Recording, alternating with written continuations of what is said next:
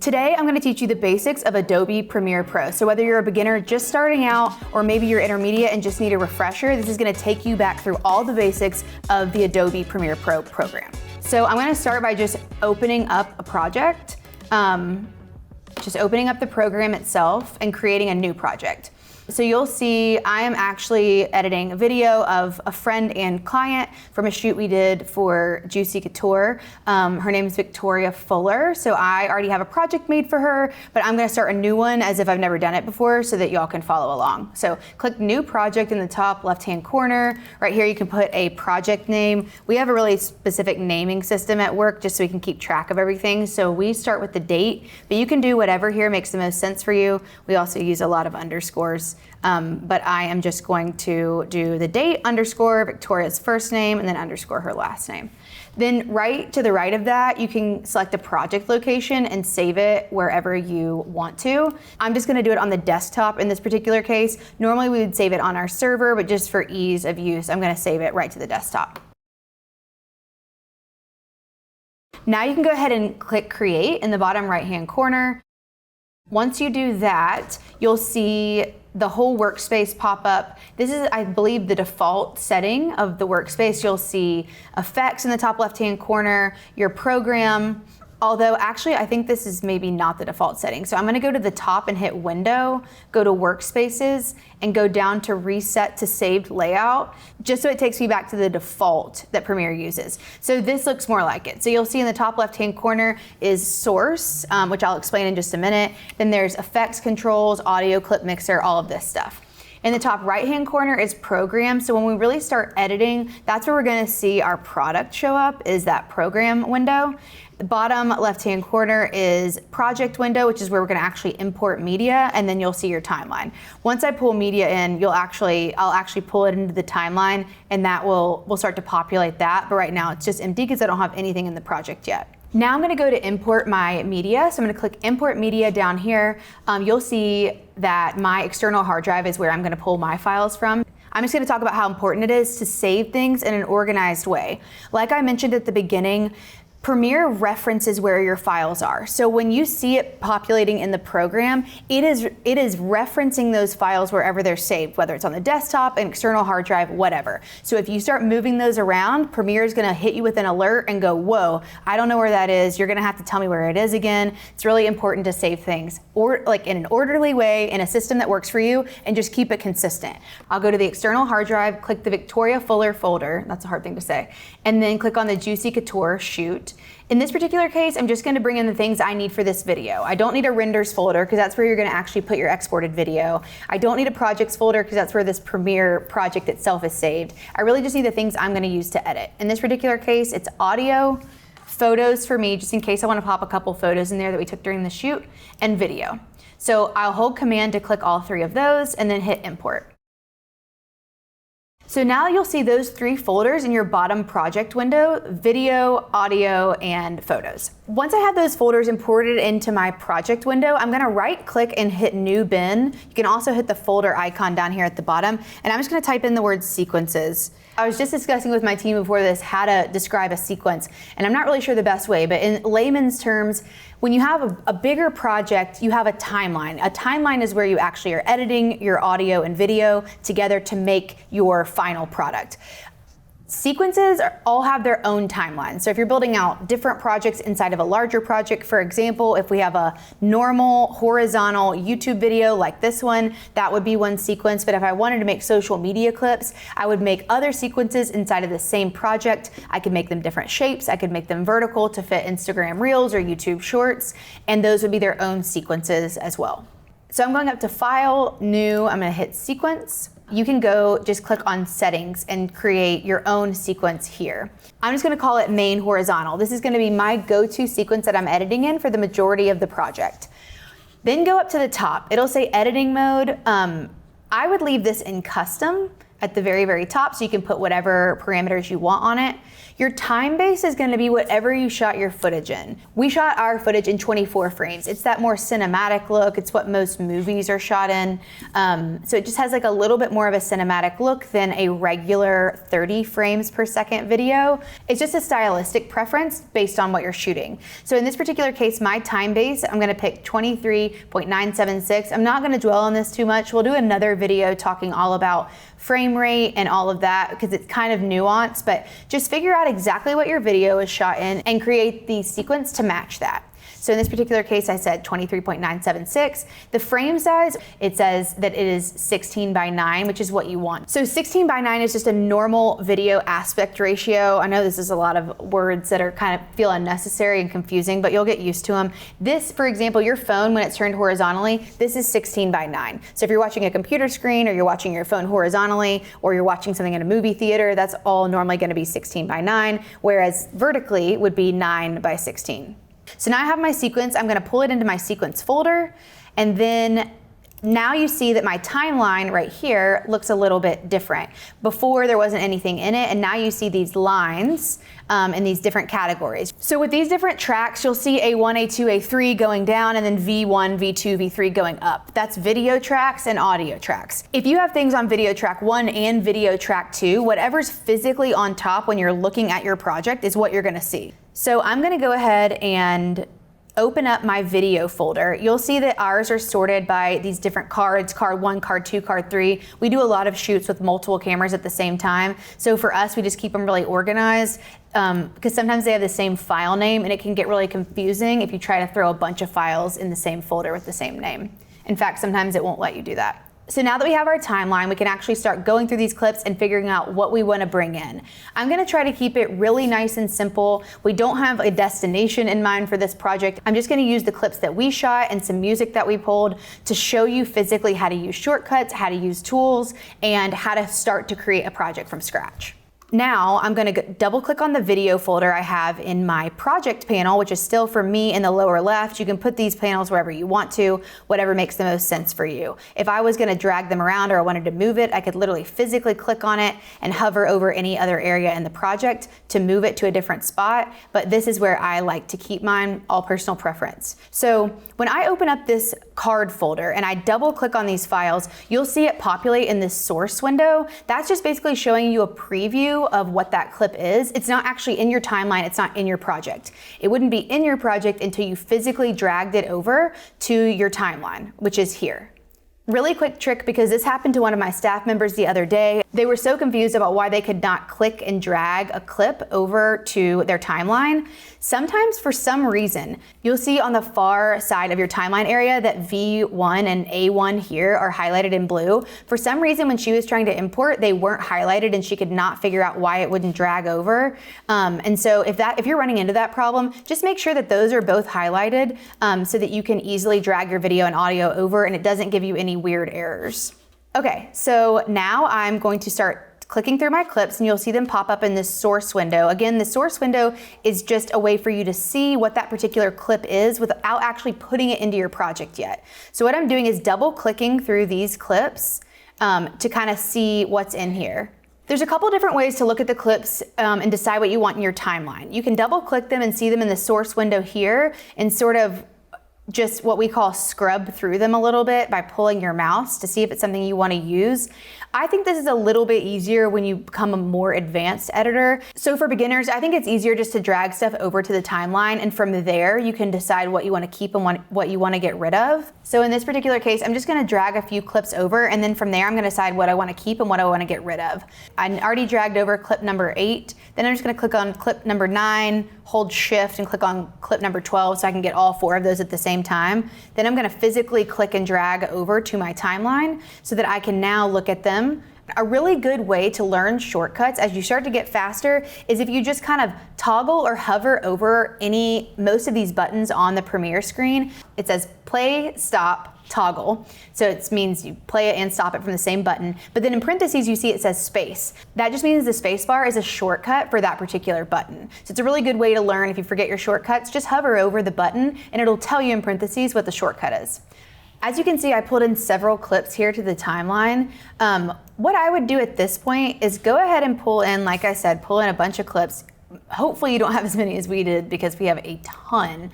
But if you want to drag in all of your clips to your timeline, I think that'd be a really good point in the video if you're actually wanting to go ahead and edit something now, is to maybe pause this video, go ahead and delete out of this timeline the clips that you know are bad. So for example, if I'm kind of just pulling my mouse over these, I can tell this was just a test shot. You just see like a weird computer screen.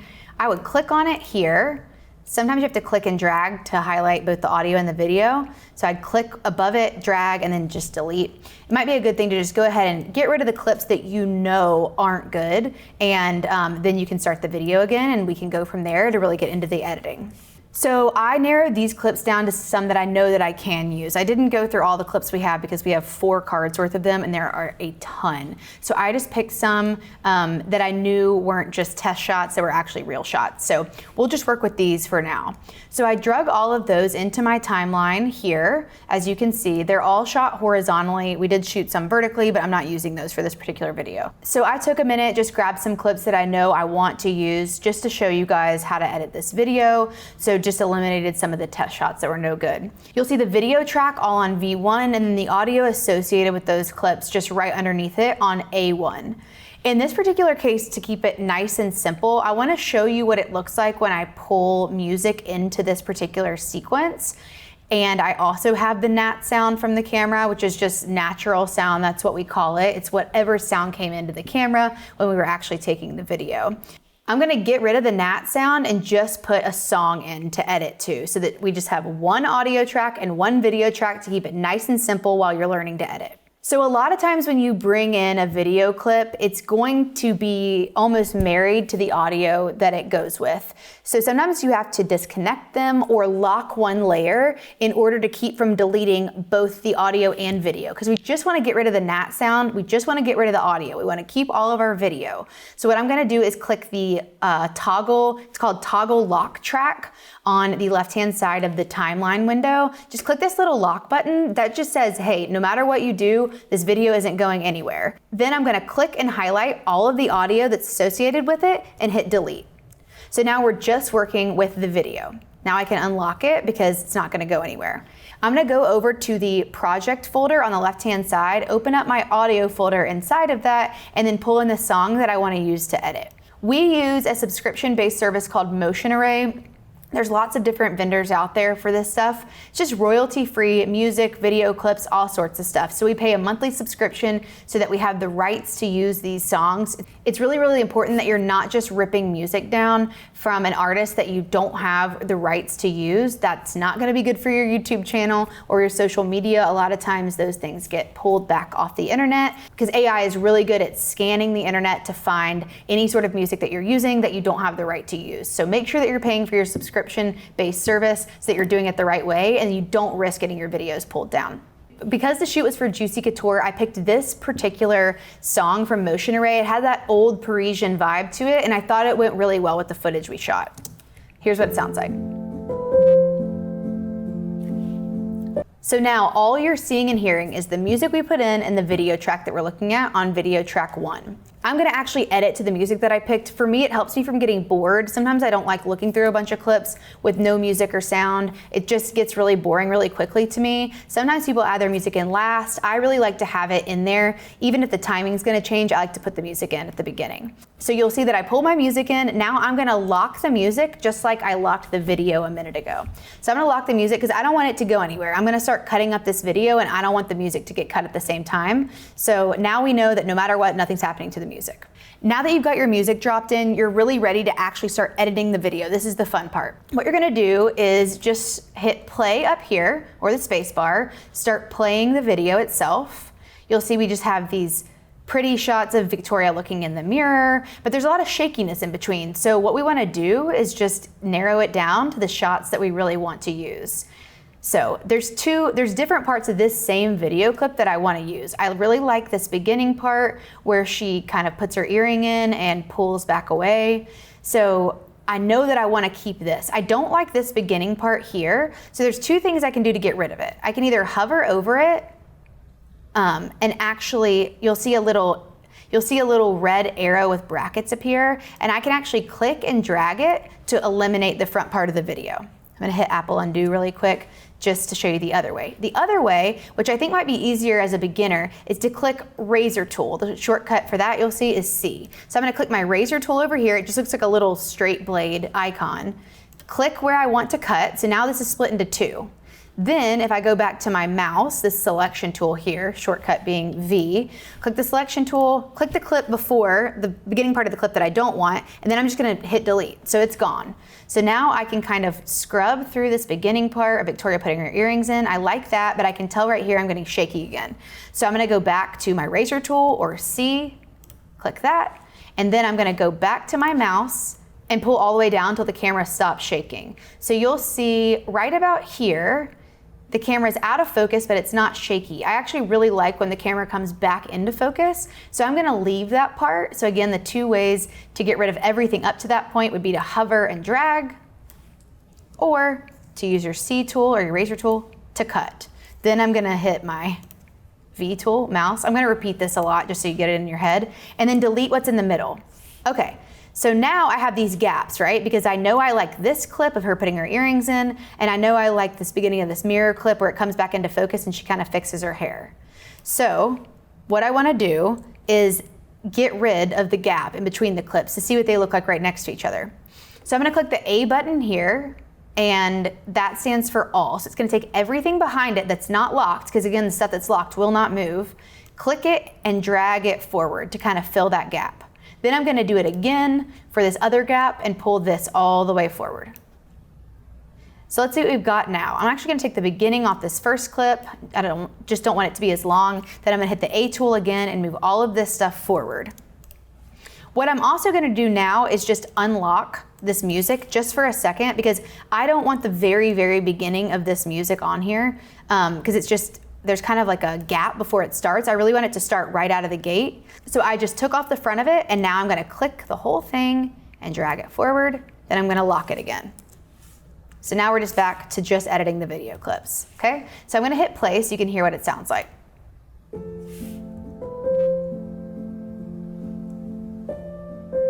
Now I'm gonna just show you, just so you're familiar, what it looks like when I put one clip on top of another. So let's just get the good part of this clip of Victoria walking down the hallway, and I'm gonna stop it before it gets shaky. So pulling that forward. Now look, if I moved this clip up to that V2 track, and I moved it over on top of the other clips, look what happens. So she's brushing her hair back, then it cuts straight to the clip of her walking down the hallway, because that is physically on top of the clip below it. You see what's on top. There's a bunch of reasons why you would use multiple video tracks and why they're useful and why you would stack things like this. One of them is for transition purposes. So if I wanted to cross dissolve from one thing to another, I really need something underneath it so that I'm not dissolving over black. I'm also going to show you what happens with these eyeball tools in case you ever need to use it. So just for all intents and purposes, I'm just going to put something on video track 2. So there's 2 layers of video, right? If I wanted to see what was underneath in video track 1 without actually deleting or moving this video on video track 2, the way I would do that is with the eyeball tool that's on the left-hand side of your timeline window. Just click it on or off. If you click the eyeball, you won't be able to see that video at all. So that means if you go to render it and you forget that you have an eyeball tool selected and it's off, you will not see that in your final render. It has to be on for you to see it, not only when you're editing, but also when you render. The equivalent of that in audio would just be this M button. That means you're muting the track. So now if I hit play or the space bar, you can't hear the music at all. If I hit the M button again, you'll hear it come right back on. So moving on to our next thing, in this particular case, is transitions and effects. You can go to the effects panel down in the lower left here, and then you'll see a bunch of different categories. I'm gonna open up my video transitions folder here, and then you'll see more folders. I'm gonna go down to a really popular transition, which is called cross dissolve. I'm gonna actually physically pull that transition and drag it on top of my clip that's in this upper row, this V2 track. So watch what happens when we play back the cross dissolve on that clip on top of the video track 1. you see it just fade from one to the other really, really smoothly. It's just a stylistic thing. Some people don't use that a lot. There's a lot of examples though that I think cross dissolve would come in handy no matter what kind of video editing you're doing. Premiere can look intimidating if you're moving from something like iMovie. I promise you it's worth it, even though it does look intimidating. Once you get used to the layout though, it's really easy to use because you're actually just pulling these transitions and effects physically onto the clip you want it on, which makes it really easy because it's just actually taking the effect and putting it right on the clip that you want it on. So you'll see the cross dissolve here. Then I have some more options even from there, which is to actually make the cross dissolve last longer. We can make it last less time. And you do that by actually hovering over the end of the cross dissolve and pulling it out. I will say the plus and minus buttons are things that I use a lot. That's actually zooming out of your timeline and into your timeline. It would be really, really hard to edit, almost impossible, if you were so zoomed out and I can't do all the nuanced things that I'm doing to the transitions when I'm that far away. So I just keep hitting my plus button to zoom all the way in. So I'm gonna pull this clip forward so that the whole cross dissolve, I don't want the cross dissolve to last over the course of 2 clips. I really want the whole thing to happen just in 1 clip. So I'm gonna make it a little bit shorter, pull it back. Now let's see if we watch through what happens. You see how slow that cross dissolve is? Now it's gonna go back to video track 1 here. You see it fall off because there's nothing on video track 2. So it's just gonna default back to whatever was underneath it before. I just wanted you to see how the cross dissolve worked, but I'm actually gonna take it off and just go back to my normal everything on V1. If I put a cross dissolve and there's nothing behind it, it's just gonna fade the clip out to nothing because that's what's there in the timeline. Since we're already talking about transitions and effects, let me show you one of the main audio transitions that you would use. So I'm gonna actually clip my music. I unlocked it and pulled it all the way back so that it was a lot shorter. Because let's just say in theory that the video is gonna end right here. I'm gonna go back to my effects folder and open up the audio transitions folder. Then I'm gonna open up the crossfade folder. There's 3 different ones in here: constant gain, constant power, and exponential fade. I'm gonna show you exponential fade first. That's one of the ones that you're gonna use a lot at the very beginning because it's one of the easiest ways to get into and out of the sound in a video. It makes it nice and smooth and kind of does the work for you of fading the music out. So let me let you listen to that. Okay, so you just see it kind of fade out. I'm actually gonna just make this whole clip a little bit shorter and you'll notice the transition goes with it. Even if you kind of pull that clip back to make it shorter, that transition is gonna go with it and it's gonna still take up the same amount of time unless you actually physically change the time like this of the duration of that fade. Same thing with the cross dissolve. You can make them longer and shorter just by hovering over them. We would probably make the video and audio fade out at the same time so that way you're not hearing a bunch of music on top of just blackness. One of the other things I want to teach you in this first tutorial is how to speed up or slow down a clip. You can always speed up a clip you have. That's never a problem just because the data for the clip is already there. It's no problem to speed it up. To slow it down, you really need to have shot the clip in slow motion. So that's gonna look more like, instead of a 24 frame or a 30 frame per second video, it's gonna look more like those 60 frames per second or 120 frames per second. How I describe this, because it can be a little bit confusing, is I say you live your life in 30 frames per second. That's normal time. It's like normal time for your eye. Like if you're living life, I would say it's 30 frames per second. 60 frames per second means that you have twice the data that you do in 30 frames per second. And if it's 120 frames per second, it means that you have 4 times the amount of data that you had for like a 30 frames per second video. It's not gonna change the quality of the clip at all. The way you tell if something is in slow motion is obviously you need to know what settings to put your camera on. If you already have all your clips in Premiere, you can actually go to this project window down here, open up your video files, and scroll over until you see the frame rate. You'll notice here that all of our frames for this particular card are 23.976, which is like how we say 24 frames per second. So none of those can really be slowed down at all because that's about as low as you can get before it starts to look choppy. Otherwise it's trying to take a video and slow it down and there's really nothing to slow down. Okay, so here's a clip that's 59.82 frames per second. That's basically like 60 frames per second. I'm gonna drag it into my timeline, lock it here, and delete the bottom audio track, because if I try to extend that out or make that slower, it's gonna sound like Charlie Brown's Parents. It's just like womp. There's just not a lot of times you're gonna use something like that. I can think of a couple of like dramatic editing ways that, like, maybe if someone's falling and it's like, whoa, and you wanna extend out the audio, that would make sense. Most of the time, you're not gonna do that. You're just not gonna use the audio when you slow it down. So here's my clip. If I right click on this clip, I can go to speed and duration. You'll see right now it's playing back in 100% speed. But since I know that it's 60 frames per second, I can take this number down to 50% without actually eliminating any quality of the video or taking down the quality of the video at all. So now watch when I play it back, you'll see this is Victoria and I dress shopping in a store before her shoot. We're playing back in slow motion. So if you ever want to slow something down, make it more dramatic, or you just love that slow motion effect, just make sure you look at your frame rate over here in the project window to know how much capability you have and how much room you have to slow it down. One more quick thing I want to show you before we wrap up, because I just don't want to put too much information in this video because I think it'll be intimidating, but I want to show you how to add a text layer to the video in case you wanted to add maybe credits to the end of your video. This is great for subtitles, stuff like that. You'll see the T button here for Type Tool. I'm going to click on that, and then I can go over to my video screen and just drag and make a text box. So here you'll see my little cursor in there.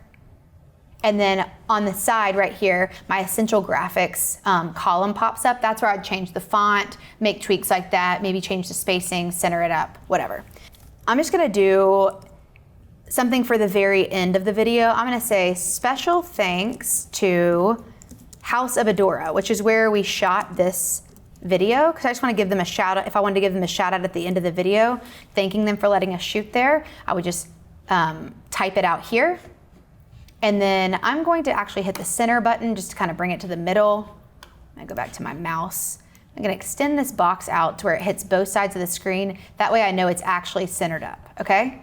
So I actually don't want this on top of the video. I'm going to bring it to the very end so that after we fade to black here, we can actually cross dissolve and fade up from black to our little special thanks. I'm gonna go to my effects tab again, my video transitions, and I'm gonna say cross dissolve into, so it cross dissolved out of the video. Now it's gonna cross dissolve into my little title here. Lots of ways to tweak and make this prettier. If I click on my effects in my essential graphics tab, if I click on special thanks to House of Adora, I can go in and change the font here. I can type in whatever I want. We use this font a lot, Bavis New, bold.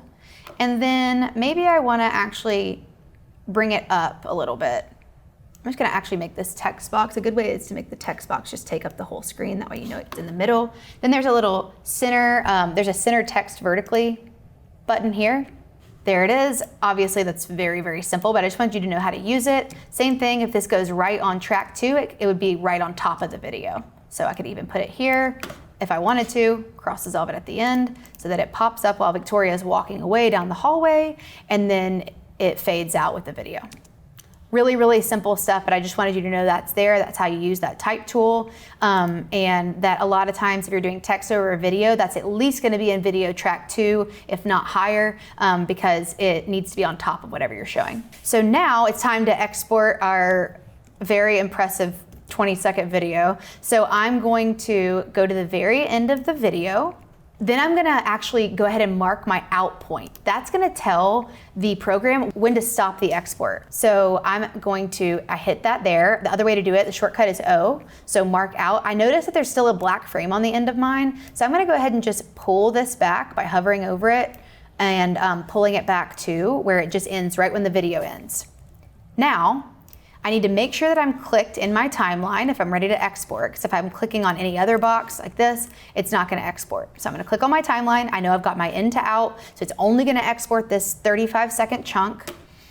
And then I'm gonna go up to File, Export Media, then this window is gonna pop up. I'm just gonna, I'll do, what if I do like Victoria Fuller sample video.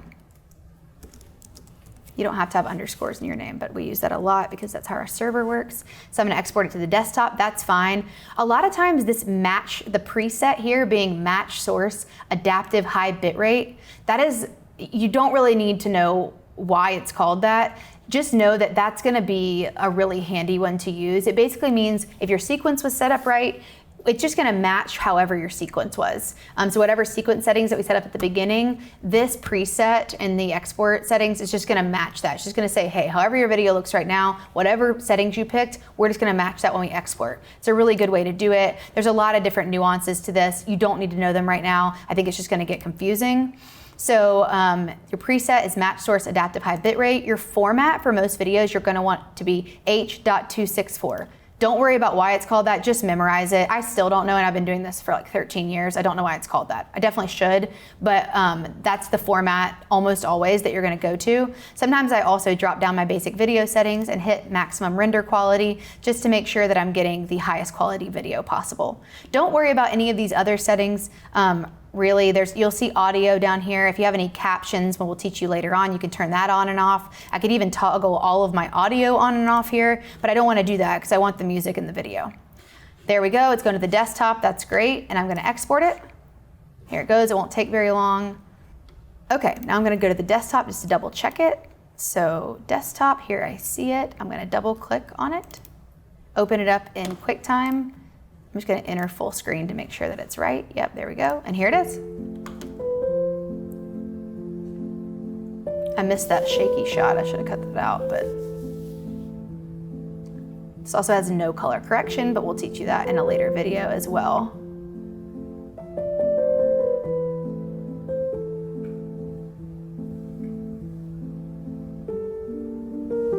More shakiness, but we weren't being too particular about it. So now this is one of the last shots. It's gonna fade to black here, which is our cross dissolve. It's gonna fade back up into our special thanks to House of Adora.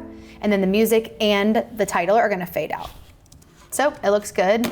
Always check your render. Sometimes things can happen during the render process that are unexpected. So make sure before you send it to a client or post it, you absolutely watch the whole video in its entirety all the way through. Make sure there's no mistakes. That should be a really good starting point. So if you've never been in Premiere before, you should be able to follow this tutorial along the whole way, pause it when you need to, and actually come away with a final product that you're proud of. Practice makes perfect. Just keep getting used to it. You'll get faster. You'll start to learn the shortcuts. You'll really get an eye for how to use the layering, different video tracks. But for the most part, if you can get past how intimidating Premiere looks as a program, it's gonna be your friend. There's so many more capabilities in this program than there are in a lot of the more user-friendly programs like iMovie, CapCut, especially on your phone. The possibilities are endless in here. So go in baby steps, don't get ahead of yourself. Practice makes perfect. So just go nice and slow, get the basics down. You can always add on skills as you go. And remember, don't forget to subscribe and come back to our channel, The Cast Collective. Whenever you're ready to learn a new skill, we continue to add new videos all the time that can help perfect your photo, video, and audio skills.